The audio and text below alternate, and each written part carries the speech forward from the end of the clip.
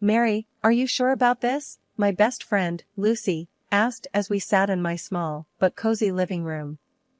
The walls were lined with bookshelves, a testament to my love for fantasy and writing. I sighed, pushing a lock of hair behind my ear. About marrying Alex? Yeah, I am. But his family? That's a whole different story.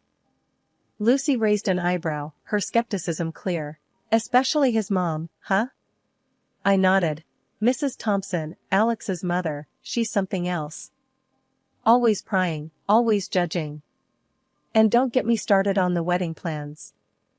The doorbell rang, and in came Mrs. Thompson, as if on cue, with her usual air of self-importance. Mary, dear, we need to talk about the wedding dress, she said, barely a hello. I braced myself. What about it, Mrs. Thompson? She waved a dismissive hand. The one you chose, it's just not suitable. I found the perfect one yesterday. It's only a bit over your budget. A bit? I asked, dreading the answer. Well, it's double your budget. But it's worth it, she declared, her tone leaving no room for argument. I exchanged a helpless look with Lucy. Mrs. Thompson, I can't afford that. Nonsense, she snapped. It's your special day. You can cut corners elsewhere. This dress is a must.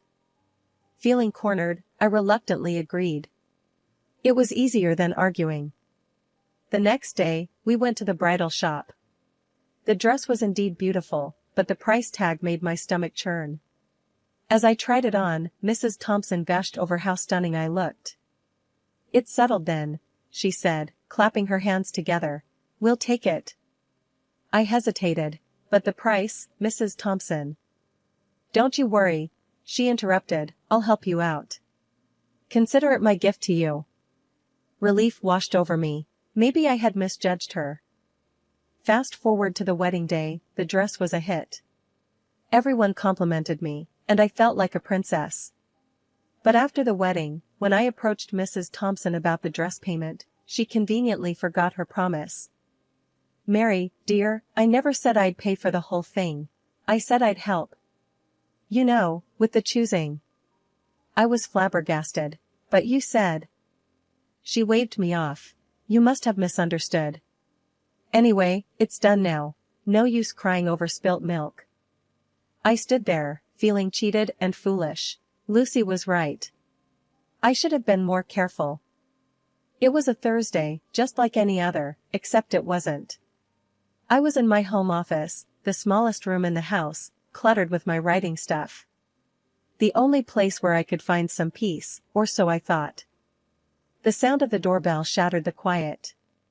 I knew who it was without even looking. Mrs. Thompson had this habit of showing up unannounced, as if our house was a public park. Mary, dear, I'm here, she bellowed from the living room, not bothering to wait for me to answer the door. I took a deep breath, preparing myself for the ordeal ahead. Hi, Mrs. Thompson, I greeted, trying to sound pleasant. Oh, there you are, hiding in your little room, she said, peering around with a look of disdain. You really should get out more, dear. I forced a smile. I'm actually quite busy with my writing. Writing, schmitting. She waved her hand dismissively. You need to live a little. Now, where's the remote? I want to catch my show. As she plopped onto the sofa, turning on the TV, I couldn't help but feel a surge of irritation. My home was turning into her daytime retreat. Mrs. Thompson, I was hoping to get some work done today, I said, trying to sound firm yet polite. She looked at me, her eyebrows raised. Oh, don't be silly. Your little stories can wait. I need to relax. You know, I save so much on my electricity bill coming here.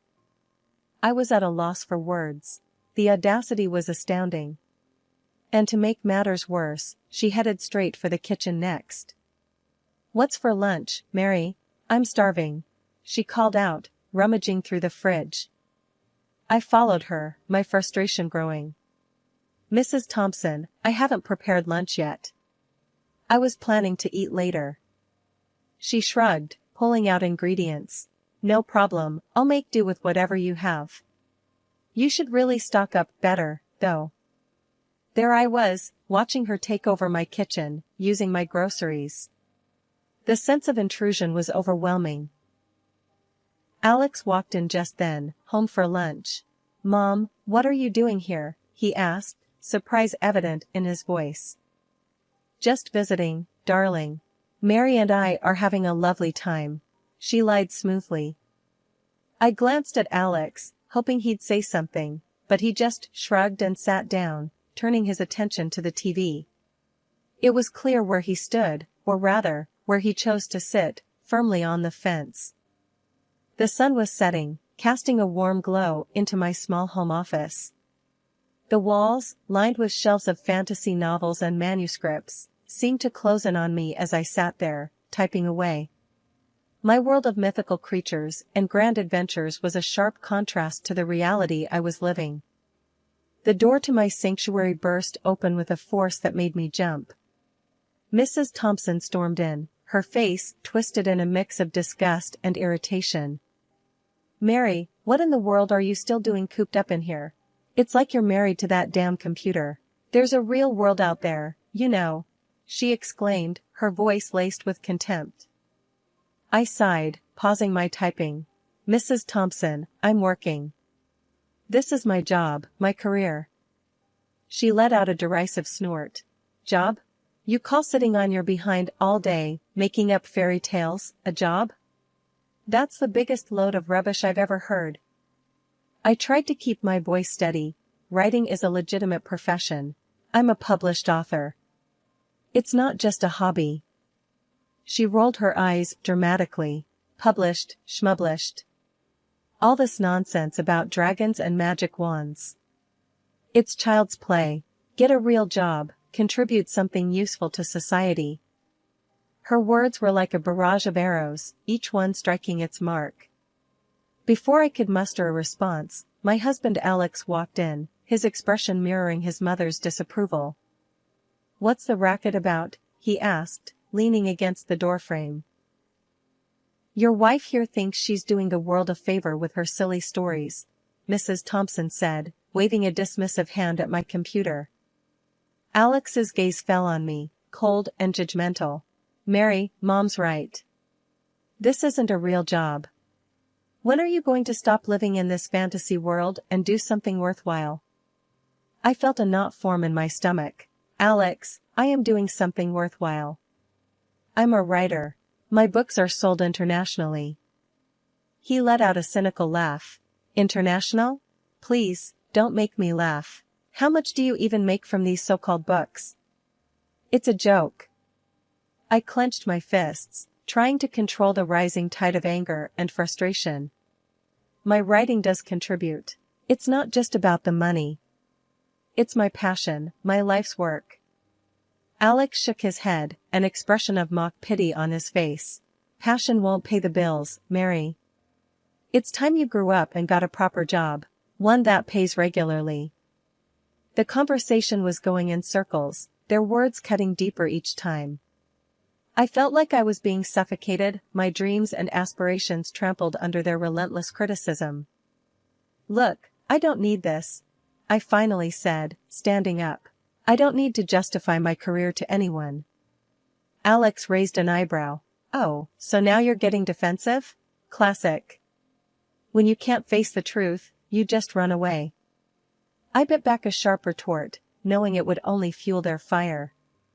Mrs. Thompson, sensing my defeat, added one last jab. "Think about what we said, Mary. It's for your own good. You can thank us later when you're living in the real world." With that, they left, leaving me alone in my office, surrounded by my books, my work, my world. But their words echoed in the room, each syllable a reminder of how little they understood or respected me. I wondered how much longer I could endure this environment, where my aspirations were nothing but a source of ridicule. The future, once bright with possibilities, now seemed dim and uncertain. It was a typical Saturday morning, the kind that usually promised relaxation and peace. But for me, it heralded the start of the dreaded weekend ritual. The clock had barely struck 10 when I heard the familiar commotion at the front door. It was Susan, Alex's sister, with her 3 kids in tow. "Hey, Mary," Susan called out cheerily as she barged in, the kids already scattering to different corners of the house. "Hope we're not too early." I forced a smile, hiding my dismay. "No, not at all." "Good morning, everyone." Susan, oblivious to my discomfort, plopped herself on the sofa. "Phew, what a week. I'm beat. The kids have been driving me up the wall." "Thank God for Saturdays, right?" I nodded, a sense of resignation settling in. "Right. Would you like some coffee?" "That'd be great, thanks," she said, already engrossed in her phone. As I made my way to the kitchen, dodging toys and narrowly avoiding a collision with the youngest, I couldn't help but feel like an unpaid nanny and housekeeper. By the time I returned with the coffee, the living room resembled a war zone.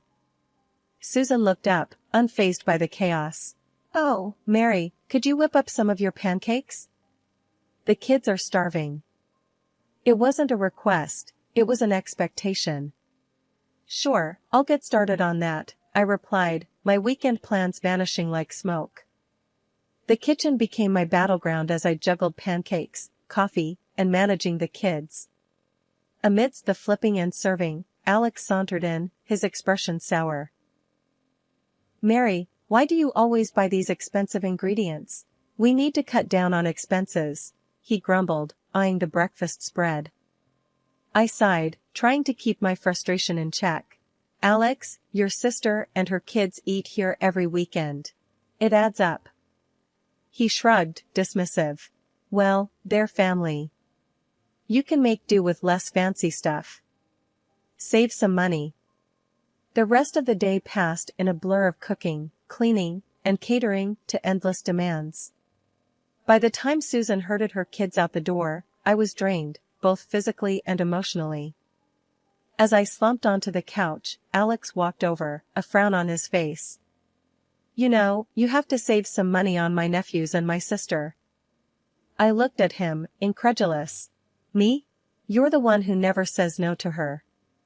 And you criticize me for spending too much?" He rolled his eyes. "Just trying to help you manage better.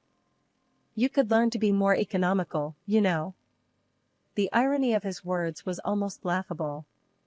There I was, running a weekend daycare and diner, and he was lecturing me on being economical. I wanted to scream, to tell him how unfair it all was. But I knew it would fall on deaf ears. The house was finally quiet, a stark contrast to the usual daytime chaos. It was my time, the only time I could dedicate to my writing without interruptions. The clock ticked past midnight as I settled into my office, the soft glow of the computer screen my only companion. As I lost myself in the world of my creation, the door creaked open. Alex stood there, his face a mix of annoyance and fatigue. "Mary, are you seriously still up? You know how much this will spike our electricity bill?" I exhaled slowly, trying to keep my cool. "It's the only time I have, Alex.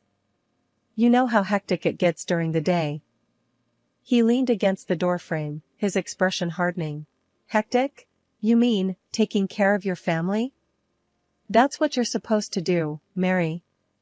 And this night owl routine, it's not helping. Think about the bills, for once." I couldn't believe what I was hearing. The bills? Really, Alex? That's your concern right now?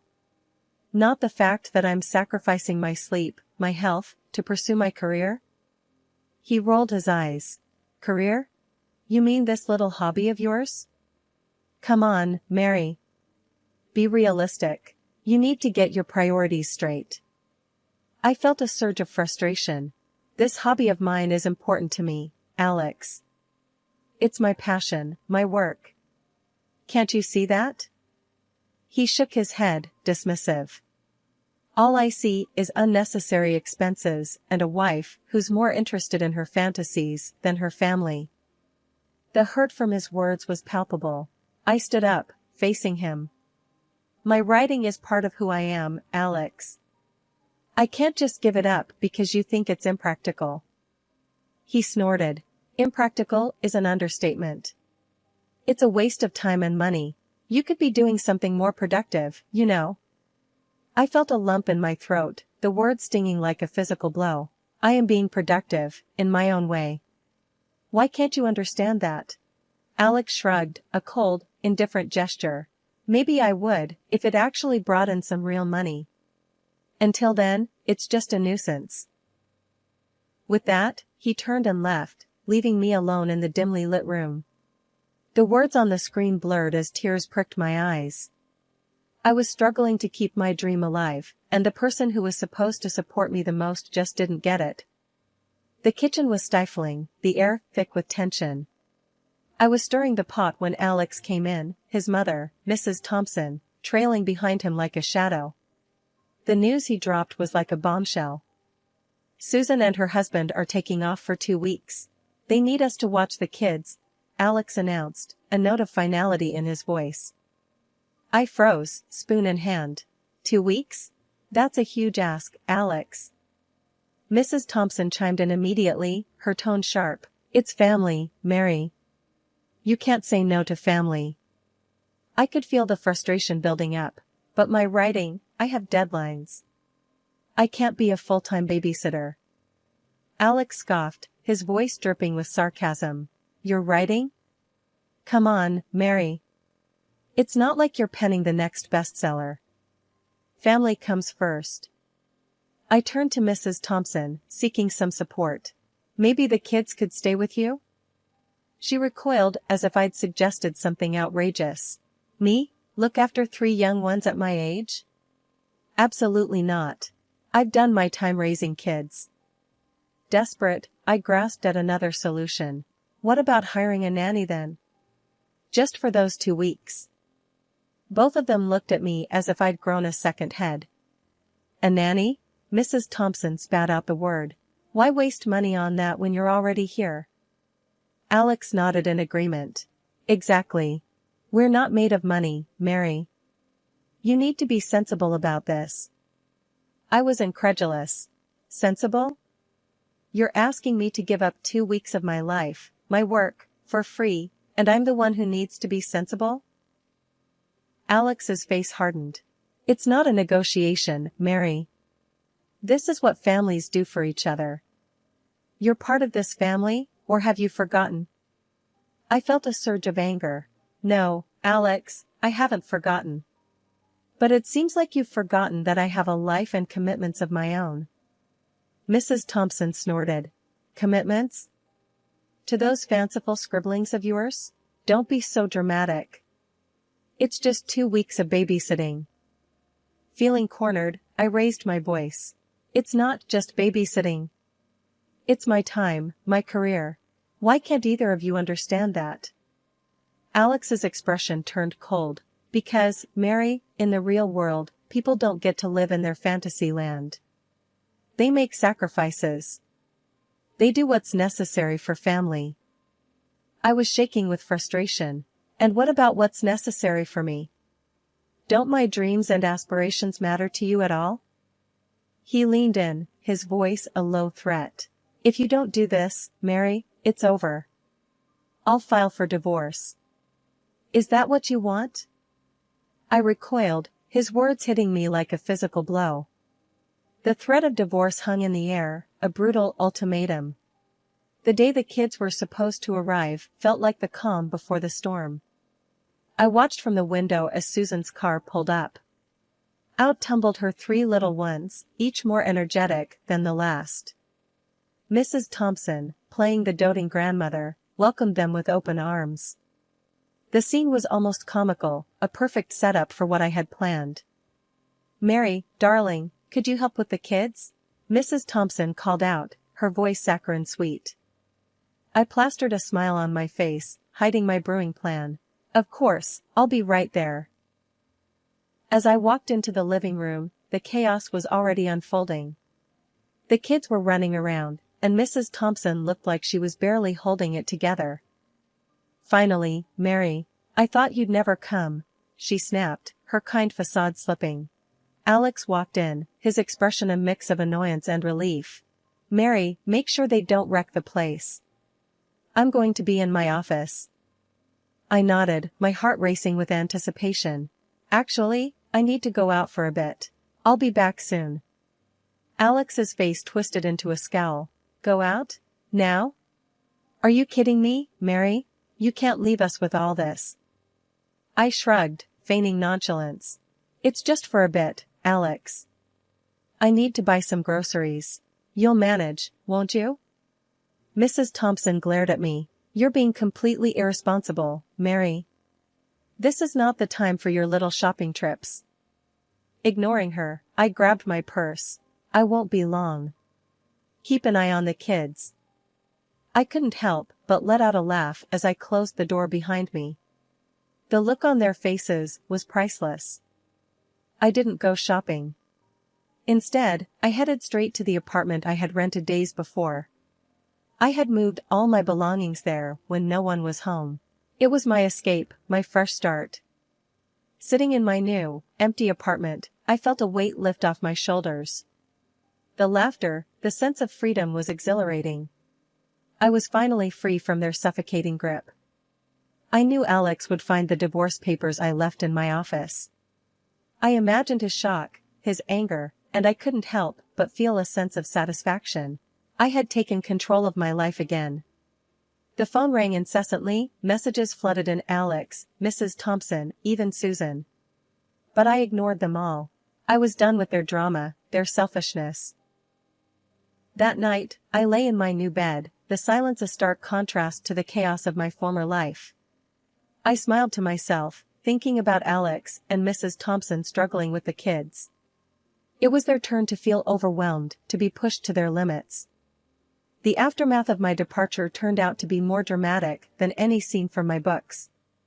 My phone buzzed constantly with updates from various friends who couldn't resist sharing the chaos unfolding at my former residence. One evening, as I sat in my new apartment, the phone rang with an all-too-familiar number. It was Alex, and from the background noise, I could tell the situation at home was far from under control. Mary, you have to come back. These kids are monsters. Alex's voice was desperate, strained with frustration. I could hear the sounds of things crashing and children screaming. A smirk crept onto my face. Really, Alex? Sounds like you're having a fun time. This isn't funny, Mary. My mom is losing her mind, and I can't handle this alone, he pleaded. I leaned back, enjoying the sweet taste of retribution. Well, Alex, you should have thought about that before. I'm not your nanny or your maid. There was a pause, and then he said, I'm sorry, okay? I should have listened to you, respected your work. Please, just come back. The apology, so rare from Alex, didn't stir any sympathy in me. Sorry doesn't fix everything, Alex. I told you what would happen. I'm done being taken for granted. I hung up, cutting off his protests. The satisfaction was short-lived, though, replaced by a sense of peace and freedom. A few days later, I met up with Lucy for coffee. So, I heard Mrs. Thompson called Susan, demanding she come back early to take her kids, Lucy said, a mischievous glint in her eyes. I laughed, sipping my coffee.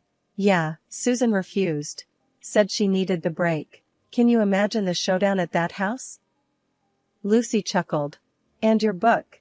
It's a hit, Mary. Everyone's talking about it. I smiled, feeling a sense of achievement wash over me. I put everything into it. It's my best work yet. Lucy leaned in, lowering her voice. The main villain, she's a lot like your mother-in-law, isn't she? I raised an eyebrow, a playful smirk on my lips. Is she? I hadn't noticed. As I walked back to my apartment, I thought about the journey I had been on. Leaving Alex and his controlling family was the best decision I had ever made. I was finally living for myself, my dreams. My latest book was just the start. The villain, reminiscent of Mrs. Thompson, was a hit with the readers. My friends saw the resemblance immediately, but for me, it was more than that. It was a cathartic release, a way to close a painful chapter of my life.